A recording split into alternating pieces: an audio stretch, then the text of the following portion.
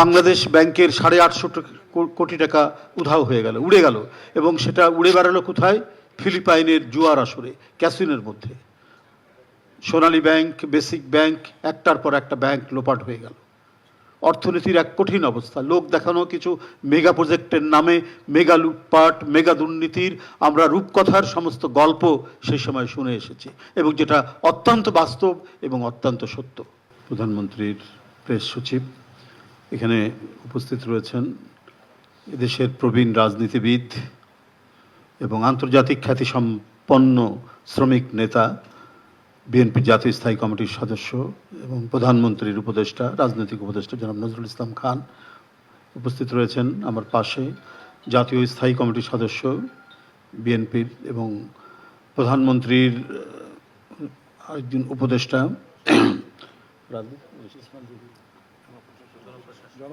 জনপ্রশাসন বিষয়ক উপদেষ্টা সাবেক সচিব জনাব ইসমাইল জবিউল্লাহ, এবং উপস্থিত আছেন আমাদের গণপ্রজাতন্ত্রী বাংলাদেশ সরকারের তথ্যমন্ত্রী জনাব জহিরুদ্দিন স্বপন, সাবেক ছাত্রনেতা।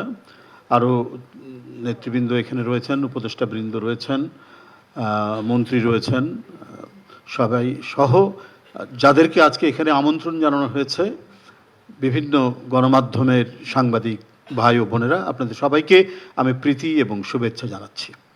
এখানে শুরু করেছিলেন প্রেস সচিব সালেহ শিবলি। আমরা একটি ভগ্ন স্তূপের উপর দাঁড়িয়ে বাংলাদেশ জাতীয়তাবাদী দলের নেতৃত্বাধীন সরকার বা তার জোটের সরকার প্রতিষ্ঠিত হয়েছে। চারিদিকে ছিল অরাজকতা, নৈরাজ্যের এক ধূসর পরিবেশ। কে কখন গুম হয়ে যাবে, কে কখন অদৃশ্য হবে, তার কোনো ইয়াত্তা ছিল না। বিচার বহির্ভূত হত্যা লেগেই ছিল, এবং প্রত্যেকটি ছিল হচ্ছে রাজনৈতিক উদ্দেশ্য প্রণোদিত। কেউ খালের ধারে, কেউ নদীর ধারে, কেউ পুকুরের ধারে প্রতিদিন একটার পর একটা লাশ পাওয়া যেত। সেটা উপজেলা চেয়ারম্যান হতে পারে, সেটা সাবেক এমপি হতে পারে, সেটা কোনো ছাত্রনেতা হতে পারে, সেটা কোনো যুবনেতা হতে পারে, যারা সরকারের, গত সরকারের রাজনৈতিক মতামতের ভিন্ন মত প্রদান করত। একজন সাবেক এমপিকে নৌকার মধ্যে পিটিয়ে হত্যা করা হয়েছে। এই নৈরাজ্যের এক ঘন অন্ধকারের মধ্যে এক বিপুল তরঙ্গের আন্দোলনের মধ্যে দিয়ে আমরা 5ই আগস্ট পেলাম এবং একটি পরিবর্তন ঘটল। কিন্তু যে লিগ্যাসি, যেটা যে ধারাবাহিকতা অর্থনৈতিক ক্ষেত্রে এবং অন্যান্য ক্ষেত্রে, সেটা তো রাতারাতি নির্মাণ করা এবং পুনর্গঠন করা সম্ভব হয় না। সেই বাংলাদেশ ব্যাংকের 850 কোটি টাকা উধাও হয়ে গেল, উড়ে গেল, এবং সেটা উড়ে বেড়ালো কোথায়? ফিলিপাইনের জুয়ার আসরে, ক্যাসিনোর মধ্যে। সোনালী ব্যাংক, বেসিক ব্যাংক, একটার পর একটা ব্যাংক লোপাট হয়ে গেল। অর্থনীতির এক কঠিন অবস্থা। লোক দেখানো কিছু মেগা প্রজেক্টের নামে মেগা লুটপাট, মেগা দুর্নীতির আমরা রূপকথার সমস্ত গল্প সেই সময় শুনে এসেছি, এবং যেটা অত্যন্ত বাস্তব এবং অত্যন্ত সত্য। সেই পরিস্থিতি, সেই লিগ্যাসির ধারায় আজকে নতুন একটি সরকার, যে সরকার অবাধ সুষ্ঠু নির্বাচনের মধ্যে দিয়ে, ইনক্লুসিভ নির্বাচনের মধ্যে দিয়ে ক্ষমতায় এসেছে, এবং ক্ষমতায় এসে রাষ্ট্র পরিচালনা করছে। এবং নির্বাচনের প্রাক্কালে যে প্রতিশ্রুতিগুলো দিয়েছিলেন, যে অঙ্গীকারগুলো করেছিলেন সরকার প্রধান জনাব তারেক রহমান, সম্মানিত প্রধানমন্ত্রী, সেই প্রতিশ্রুতিগুলি পূরণেই তিনি ক্ষমতা গ্রহণের প্রায় প্রথম দিন থেকে অথবা দ্বিতীয় দিন থেকে তিনি শুরু করেছেন তার কর্মযজ্ঞ।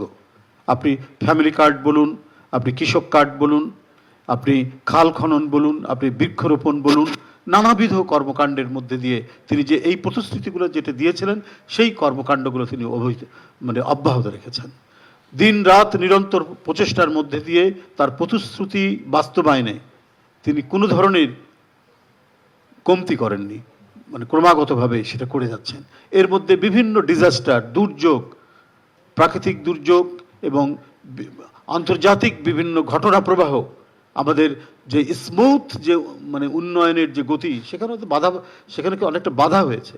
কিন্তু সেই বাধা থাকার পরেও সেটাকে অতিক্রম করে এই সরকার জনগণের স্বস্তির জন্য এবং জনগণের কল্যাণের জন্য তার কাজ অব্যাহত রেখেছেন। সামাজিক সুরক্ষা থেকে শুরু করে অবকাঠামোগত উন্নয়ন, সেখান থেকে শুরু করে কি শিক্ষা, কি স্বাস্থ্য, প্রত্যেকটি ক্ষেত্রে তিনি তার যে যে প্রতিশ্রুতিগুলো সেটা রক্ষার তিনি চেষ্টা করে যাচ্ছেন। আজকে বিভিন্ন সেক্টরে যে সমস্ত আমরা ইয়েগুলো দেখি, যেখানে হয়তো যে বিভিন্ন সংকটগুলো দেখি, সেই সংকটগুলো উত্তরণের জন্য প্রয়োজনীয় যে নির্দেশনা, সেই নির্দেশনা দিচ্ছেন। একটা দেশ থাকলে পরে আপনার মহামারী আসতে পারে, সেখানে নানা প্রাকৃতিক দুর্যোগ আসতে পারে, বন্যা আসতে পারে, ভূমিকম্প হতে পারে, কিন্তু জনগণের একটি সরকার থাকলে সেগুলোকে মোকাবেলা করে মানুষের কল্যাণে কাজ করে যাওয়াই হচ্ছে সেই সরকারের ব্রত। কারণ এই সরকার নির্বাচিত সরকার, এবং নির্বাচিত সরকার হওয়ার কারণেই প্রতিটি ক্ষেত্রে প্রতিটি স্তরে জবাবদিহিতা নিশ্চিত করা। আজকের যে অনুষ্ঠানটি সেই জবাবদিহিতারই একটি অংশ। বৃহত্তর জবাবদিহিতা কার কাছে? জনগণের কাছে। এবং জনগণের কাছে জবাবদিহিতা কি কার মাধ্যমে হয়? একটি সরকারের পার্লামেন্টের মাধ্যমে এবং গণমাধ্যমের সাংবাদিকদের মাধ্যমে। আজকে 6 মাসের যে অগ্রগতি এবং যতটুকু অর্জন এবং যা কর্মকাণ্ড এই সরকারের বিভিন্ন ক্ষেত্রে, বিভিন্ন সেক্টরে, বিভিন্ন মন্ত্রণালয়ে, সেটার সম্পর্কে আপনার কিছু কথা, কিছু বক্তব্য কতটুকু হয়েছে সেটাকে আপনাদেরকে অবহিত করা হবে। এখন আপনাদের সামনে বক্তব্য রাখছেন মাননীয় প্রধানমন্ত্রীর উপদেষ্টা এবং প্রধানমন্ত্রী কার্যালয়ের স্পোক্স পারসন, মুখপাত্র জনাব মেহেদী আমিন। জনাব মেহেদী আমিন, মাহাদি আমিন না, মাহাদি।